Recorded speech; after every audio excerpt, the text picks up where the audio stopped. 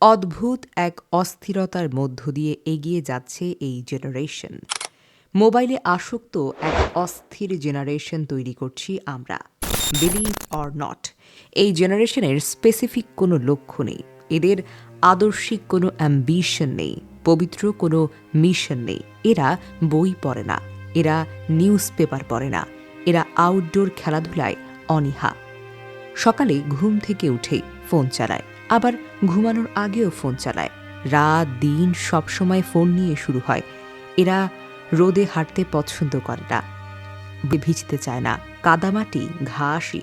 এরা আধা কিলোমিটার গন্তব্যে যেতে আধা ঘন্টা রিকশার জন্য অপেক্ষা করে।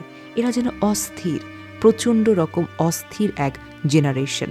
এরা অপরিচিত সিনিয়রদের সালাম দেয় না, পাশ কাটিয়ে হনহন করে চলে যায়, আবার গা ঘেঁষে পায়ে পাড়া দিয়ে চলে যাবে। সরি বলার টেন্ডেন্সি পর্যন্ত এদের মধ্যে নেই। এরা অনর্থক তর্ক জুড়ে দেয়, না পাবেন বিনয়ী ভঙ্গি আর না পাবেন কৃতজ্ঞতাবোধ।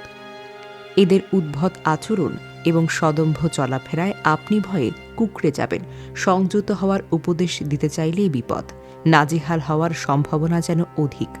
আপনি পাবলিক বাসে চড়ছেন, দেখবেন খালি সিটটায় জায়গা পেতে সবচেয়ে জুনিয়র ছেলেটাই বেশি প্রতিযোগিতা করবে, আপনাকে ধাক্কা টাক্কা দিয়ে শটান করে বসে পড়বে।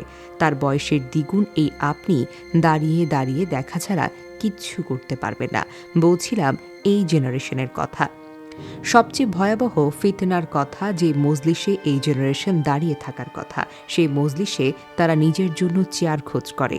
যেখানে চুপ থাকার কথা সেখানে জ্ঞান দিতে চেষ্টা করে। সারা রাত ধরে অনলাইনে থাকে, সারা সকাল ঘুমায়। এরা সূর্যোদয় দেখে না, এরা সূর্যাস্তও দেখে না।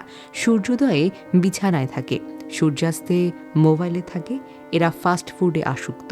এরা আউটডোর খেলা পছন্দই করে না, অপছন্দ করে। এরা ইনডোরে স্বস্তি পায়। নির্দিষ্ট করে বলতে গেলে মূলত অনলাইন গেম তাদের ফার্স্ট প্রায়োরিটি। এরা ইতিহাস পড়ে না, সাহিত্য বোঝে না, নজরুল চেনে না, রবীন্দ্রনাথও চেনে না, ফররুখ চেনে না, সাদি, রুমি, হাফেজ তো বহু অচেনা প্রসঙ্গ। এরা বই বোঝে না, বই পড়ে না, বই কেনে না।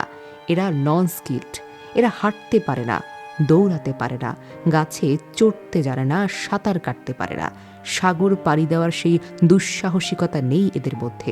পাহাড় কেটে পথ তৈরি করার সেই অদম্য মনোবল নেই।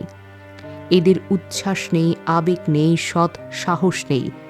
এদের একটাই স্কিল, স্মার্টফোন দ্রুত স্ক্রল করতে পারা। এদের না আছে কোনো মূল্যবোধ, না আছে শ্রদ্ধাবোধ, আর না আছে শৃঙ্খলাবোধ। কখন চলতে হবে, কখন থামতে হবে, কখন বলতে হবে, কখন শুনতে হবে, এরা কিচ্ছু জানে না।